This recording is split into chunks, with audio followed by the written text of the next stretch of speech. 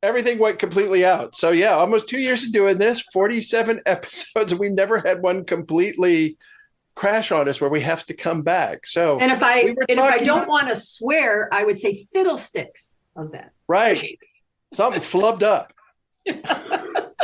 Exactly. Welcome to Real Siblings, It Ain't Easy, a real estate podcast with the goal to educate, inform, and save their listeners time as they navigate the market and properties in their neighborhoods. Get ready to join real-life siblings and professional real estate advisors, Donna Reed and Eric Seemann, as they discuss how it may be simple, but it ain't always easy.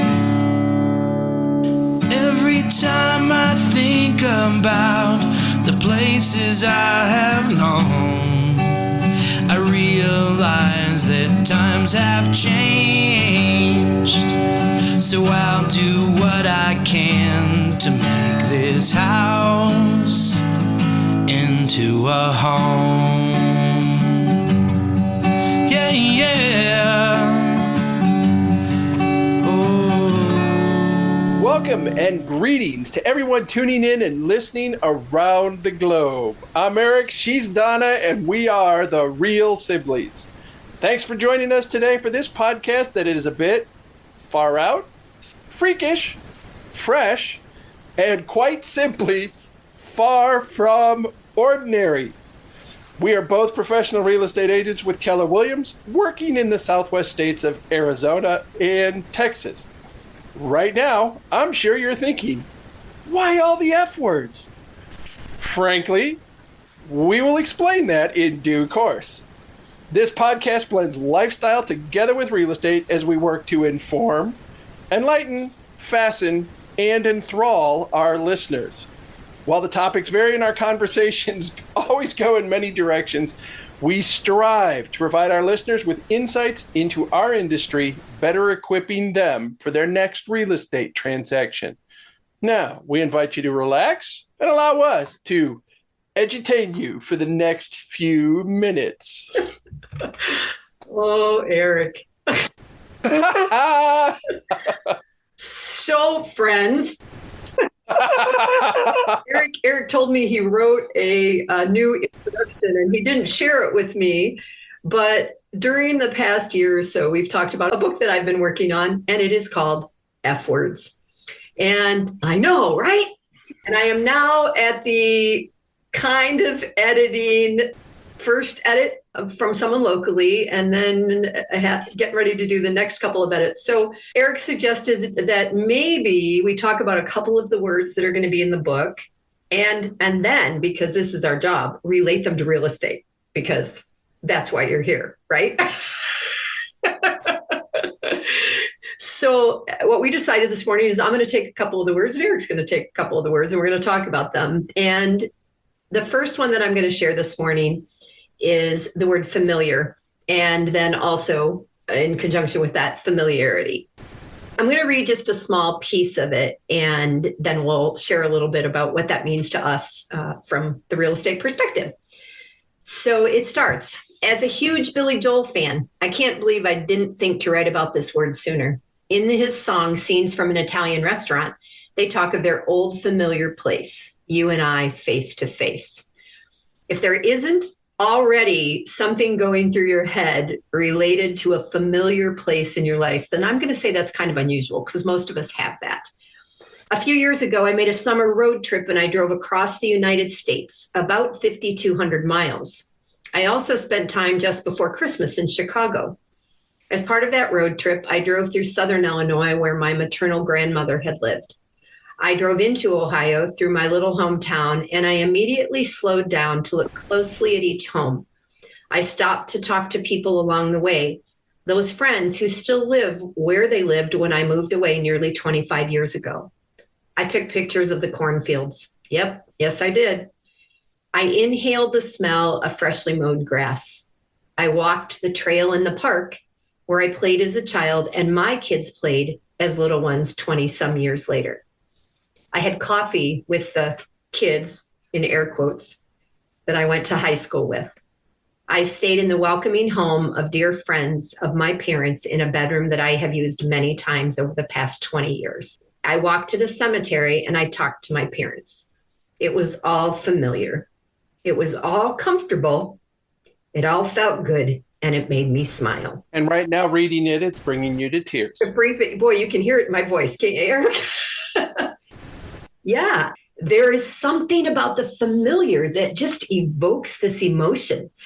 And it could be a place, it could be a voice, it could be a smell, it could be so many things. So as part of this podcast, we have talked a lot about what's familiar to us from our childhood. And they may or may not be the same memories, because what he remembers and what I remember aren't. I've got him right, and she misremembers more frequently. Oh, there you go, because I'm older, right? That's it. Things are slipping away. You know it. But it also, I laugh when I think about it related to where I live in town. And the fact that I get in my car and I drive from my office to my home, and I barely pay attention to where I'm turning, as if the car knows where it's supposed to go, right? And then, heaven forbid, I was supposed to stop and do an errand, because that wasn't part of the familiar. Oh, yeah. That's the part that, for me, doing that thing, it's like, I know I got to go do this, but because you're on autopilot, you're going the familiar, what you're used to doing. Yeah. As I get down off of our hillside, and if I need to go pick up a package at the post office, which Amazon hasn't delivered, which is an entirely different episode since I paid for delivery to my house, and I turn the wrong direction, it's like, oh, geez, because I've just pulled out onto a rural highway that's 65 miles an hour. With the hill. And I'm going the direction I don't want to go. And where am I going to turn around to go back to accomplish what I wanted to accomplish? So do you go all the way down to that turn where you would have turned to go to your old church, and you go to an intersection, or is there a place where you can turn? No, in this case, I had headed into Helotes. Oh, okay. And I needed to go to the post office. So I needed to find some place to turn around and head back out to. But yeah, there's times where you just, I use the term autopilot, but you are so familiar with it.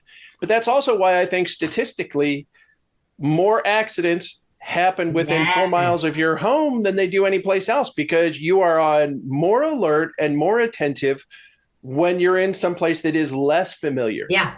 You have a comfort that, oh, I'm just a mile from home now. I don't need to. Yeah. And look what happens. And that can be a very scary thing if you're a visual person, especially. Like I can picture when I go to your house, I can picture kind of the turn, and I know that there's a big store over here and there's a restaurant that I often get a coffee at before I leave to come home. And then as I go to your house, I'm like, I look for the railing and the little, it's all visual to me. It isn't a GPS helping me get there. And then if I miss it or it's dark, I'm screwed. Because there ain't a whole lot of lights to help light the way. Yeah. So I think that happens as real estate agents, right? Likely we are more familiar with certain parts of our city than with other parts of our city. It's no question that you are more familiar with wells and septic because of where you live compared to me. I live in town in a townhouse. And thanks for bringing up septic. You're welcome. I felt that needed. It hit the fan again this weekend. You know that. Yeah. So there are things that as realtors, when we are hired, that we bring to the table, right? And that is familiarity. One of your other specialties that isn't mine per se is your historic homes that you know so much about, and the things that you sit in on about downtown. And yes, we lived in older homes, and yes, I know some of that, but I feel like that is really something that you. But don't you feel like you have clients too, when you have someone who's buying? I guess the folks you just moved from Ann Arbor. Yeah. Was there something that in the house that they finally selected gave them a familiar feeling to? Yes. And what was interesting, he just did a Google review for me. And I remember the first couple of houses financially and what they looked like. He was freaking out. He goes, these are just white boxes. There's no character. There's no anything. And when we went to the one we went to, it was out of the distance that he thought he wanted to be away from the rest of the family. And we walked inside. It was the third house. It was the first day. And that's the one they bought. And they love it. And it was the color, it was the architecture outside, it was the diversity, it was the fact that they had a big lot in Michigan and now they had a corner lot and all those things. So, right, if we're paying attention to our clients, hopefully our familiarity with neighborhoods and builders and developers and schools helps them find places. You mentioned in a previous episode that to drive from your house, if you need to go to a grocery store, you've got a Trader Joe's, you've got a Fry's, you've got a Safeway, you've got a Sprouts. boom, boom, boom, boom, boom, boom. Yeah. But there are people who want to be close to what is familiar to them from a shopping standpoint. It's like, I need to be within. Yeah. Pick whatever that is, but it is definitely one of those things. And I know in the way you wrote that, it was about all those old familiar places. Yeah. And I don't think I quoted Billy Joel in that. Kind of, sort of, but yeah. I'm he was familiar faces, not familiar places. I don't know. You listen to Billy Joel more than I do. Yeah. Someone in our house is not a big Billy Joel fan. Feels like everything sounds the same. Well, some of us love him, so there you go. Anyway, and you all, I'm going to end this discussion of this word and throw it to Eric for one of his words.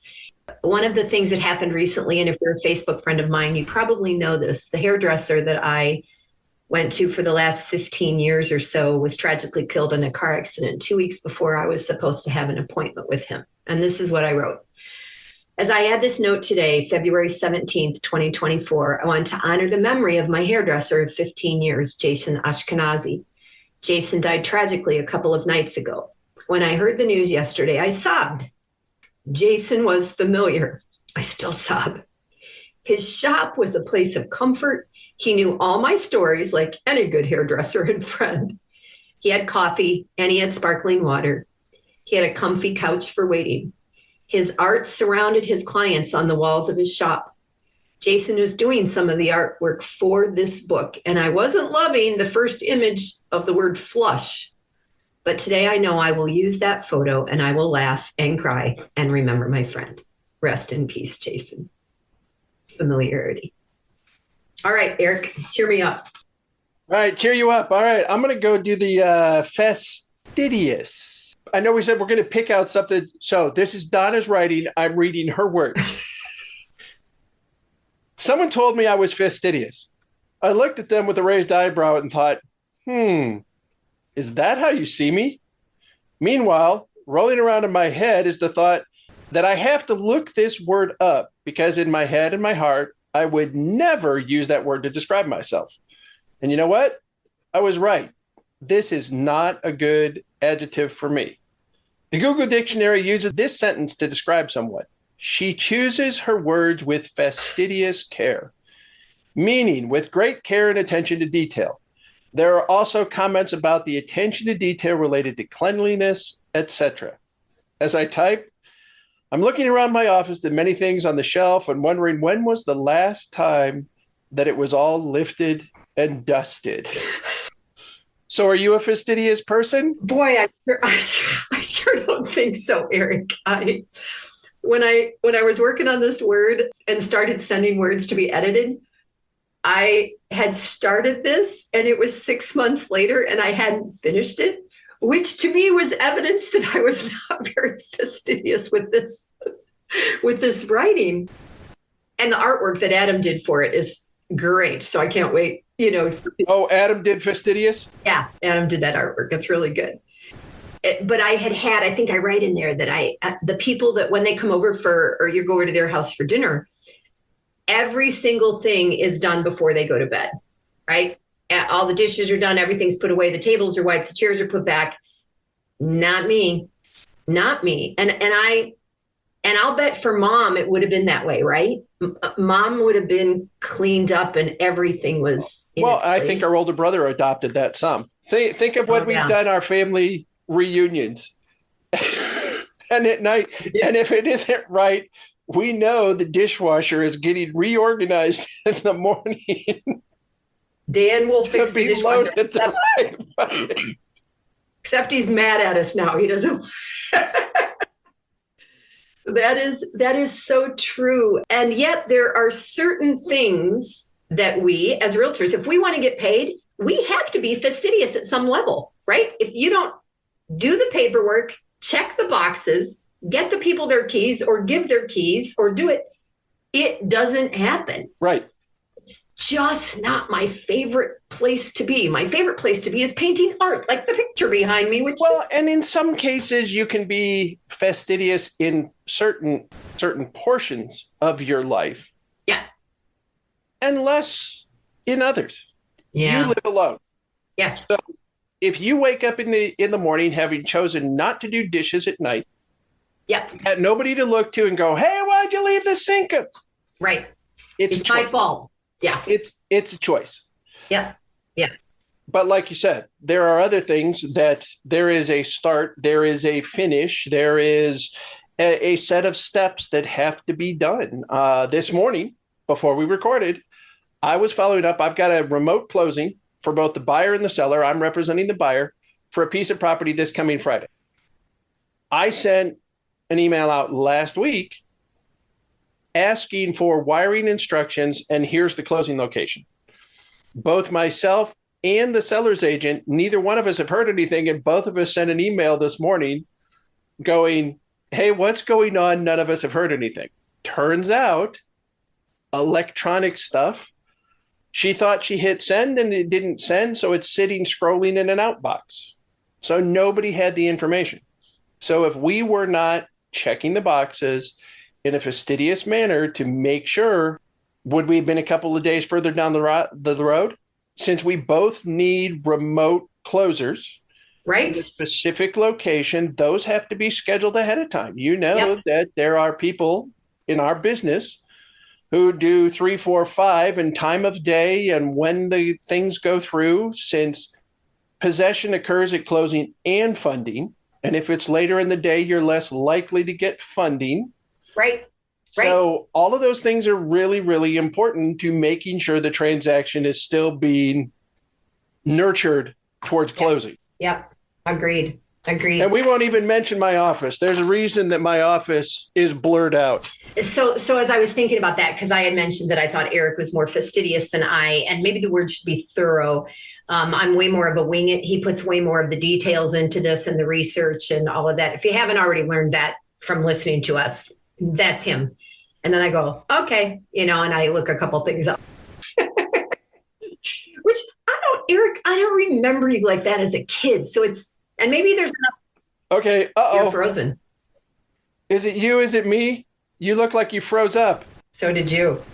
So is it perfect that the camera quit during the word fastidious? Timing is everything. As if we planned that. All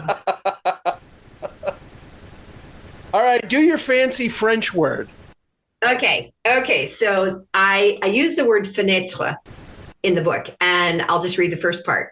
I think when I started this book, I thought that I would only use English words. However, that hasn't happened. This morning, I've been a bit glazed over from not much sleep, and I've been gazing through the windows. Since the word window clearly starts with a W, I decided to use the word in French, fenêtre.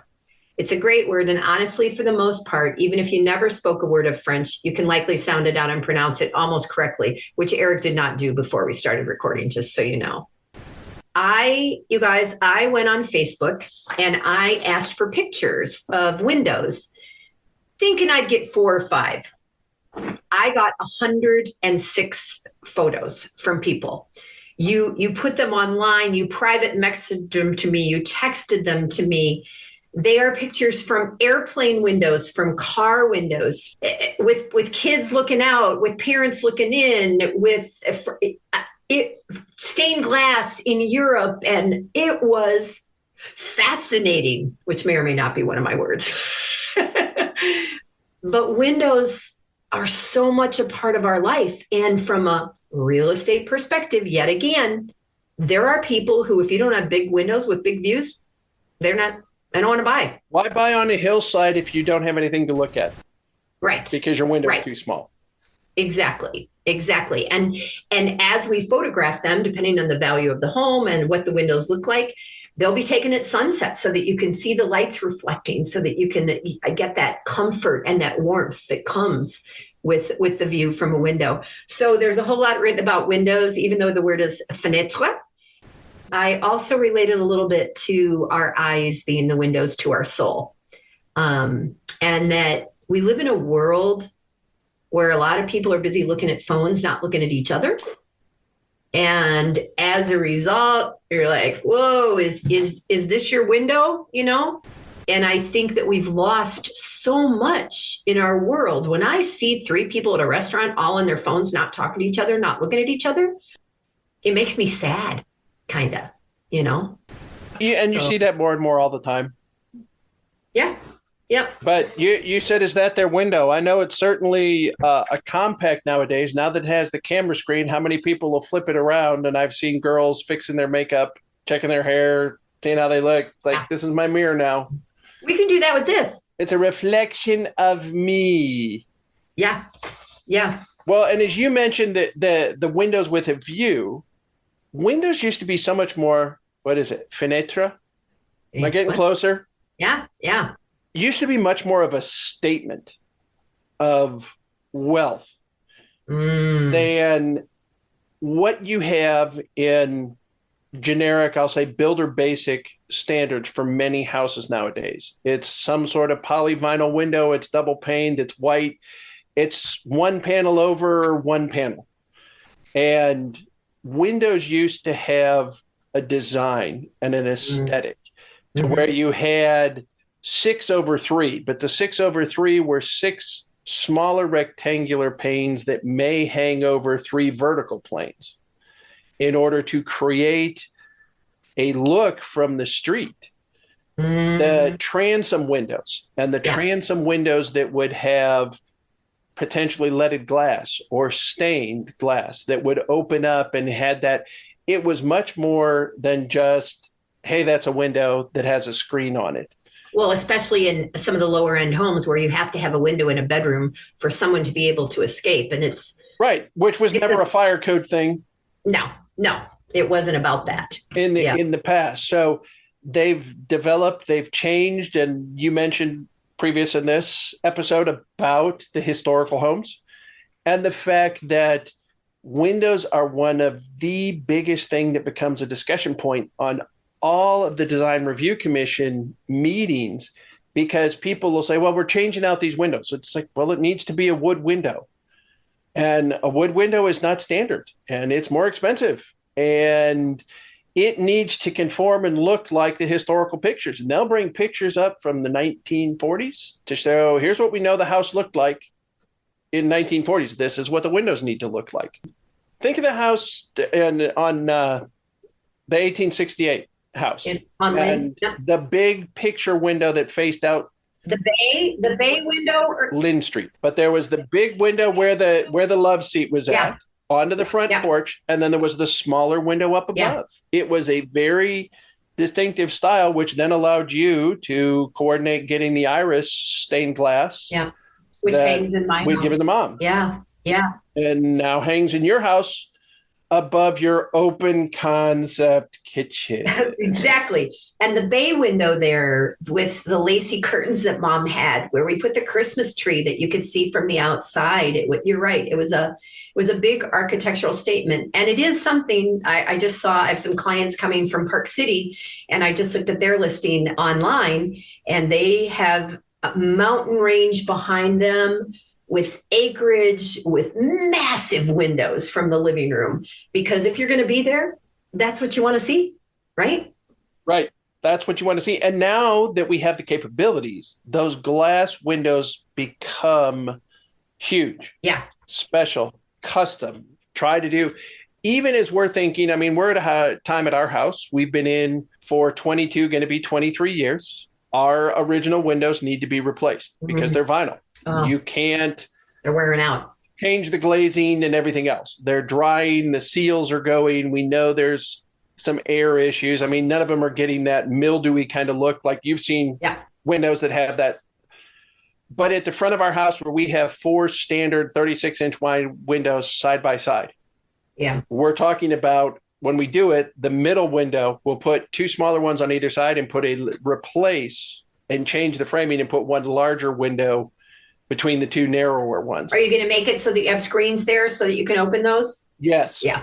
Nice. Yeah. And I mean, we've had screens before, but the screens wear out too. Yeah. It's just. Well, everything does. Nothing is designed to last. And I have an email off to my septic maintenance company about that very thing that I'll say the owner hasn't responded to me yet. Not pleased about that. Good times. Oh, yeah. But all right, Eric, what's the fourth? Finite. We got to finish. Finite was one of your F words. Maybe this is the way you finish the book, right? I don't know yet, but maybe. No, finish, finite. And you open this one reflecting. You must have been doing this your last trip to Germany. Okay. It's 4:30 p.m. where I am, 7:30 a.m. at home in Arizona. I am somewhere over the Atlantic Ocean on the last leg of my wandering summer vacation. And as I was hauling my bag to the airport in Munich this morning, I was thinking about this most recent journey and the word finite. Everything we experience in the world is finite. Now, those two thoughts don't follow each other up specifically, but there's a time and a place. We relate this from a finite standpoint to our transactions. Yeah. If a transaction is going smoothly from start to finish, we know there is a specific end date. Yep. When we do a listing, we put a finite time or a frame around the time that house is intended to be on the market. Mm-hmm. And if we are doing our job successfully, you don't have to file an amendment. Yeah. And say, hey, we have to extend our previously thought finite time.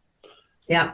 It's what we do, how we work in some very, very specific timeline. Yeah. One of the things that I brought up to you is we're planning for this. I have a transaction that's going. Eric, you're frozen again. Oh, man. So we're back. Hopefully we'll be able to edit. I was pointing out to Donna during a prolonged break that we had when the episode came to a finite conclusion unexpectedly. Yep. Computer world and everything from Arizona to Texas. I don't know, maybe there was a sunspot. Something happened and everything went completely out. So yeah, almost 2 years of doing this, 47 episodes, and we never had one completely crash on us where we have to come back. So and if I don't want to swear, I would say fiddlesticks. How's that? Right. Something flubbed up. Exactly. So we were talking finite, huh, Eric? Yes, we were. And that in the middle of a transaction, that there is a finite specified amount of time for the buyer to get this money in order for them to have the right for this unrestricted right to terminate. Right. And that wasn't met. So that option period was to be 10 days, which was yesterday at 5 o'clock. And now we're in an extended, protracted time frame that has, at this point, no end in sight. So at some time, we'll hit the finish line and we'll be finite. Finitely. Finitely. Frankly, we hope. It was all rubbish. Yeah. So Eric here at the office, he says that I use the word frankly a lot. And I'm like, he goes, you should write about frankly. And I'm like, frankly, I don't know what I'd write. I don't even know who that guy is. Yeah, I don't know, Frank, but yeah. Well, technology is fascinating, isn't it? Fascinating, frustrating. Frustrating. Yep. And when it works, we love it. And because it facilitates conversation. Oh, you're just going to keep throwing out the words. As I'm coming to the end of this, you're going to finish this episode. I hope. And people keep sending me more words to write. And then you start looking them up and you're like, oh yeah, there's that word. And oh yeah, there's that word. And I'm like, no, I got to get done. I got to finish it sooner or later because I really want it published this summer. And it's already May. So dang, 2024. It's on my list. It is one of the things on my goal list that will not be scratched off. So ready? Want me to wrap up the episode? Yeah, why don't you finish this one? Alrighty. So Thank you to everyone for listening and joining us, as we strolled a little bit down memory lane and we reflected a little bit about how certain F words relate to our life in Lindsey, Ohio, and then how it's impacted our careers where we live right now. So we don't talk just about the houses, we talk about the lifestyle. This was a little of both. And as we wrap up this one, we want you to keep in mind that our goal is to communicate, educate, entertain, facilitate, Facebook, I don't know. Facebook. With our listeners. An egregious plug. We are not an affiliate membership. We get no money for her using that word. That's true. I just am an overuser of Facebook. So anyway, if you're in Arizona, specifically the Tucson area, or if you're in South Central Texas or San Antonio, we are both licensed realtors with Keller Williams, and we are here to help you find the perfect property for your family to call home and create your own memories. And remember that anywhere across the country or the world, we also have affiliates, and we are part of an extensive network, and we can help advise and guide you to other realtors in other places. So this is perfect today. Remember, it may be simple, but it ain't always easy. And until next time, I'm Donna. I'm Eric. And we are Real Siblings. All right, Eric, you can have. Every time I think about the places I have known, I realize that times have changed. So I'll do what I can to make this house into a home. Yeah. I'm Annabelle, and I want to thank you for investing your valuable time in listening to Real Sibling. It Ain't Easy. I hope you found this episode informative and enjoyable. There are several ways you can support this podcast with my Grandpa Eric and Aunt Grandma. Please take the time to like, follow, and subscribe. Additionally, leave them a 5-star rating along with a review on your preferred podcast platform. The final thing I would ask is that you recommend this podcast to a friend, a family member, or an associate. Your engagement is critical to their ongoing success, and they look forward to connecting. Check out the show notes Grandpa put together with their contact information, including emails, phone numbers, and website. And remember, the Real Siblings look forward to hearing from you.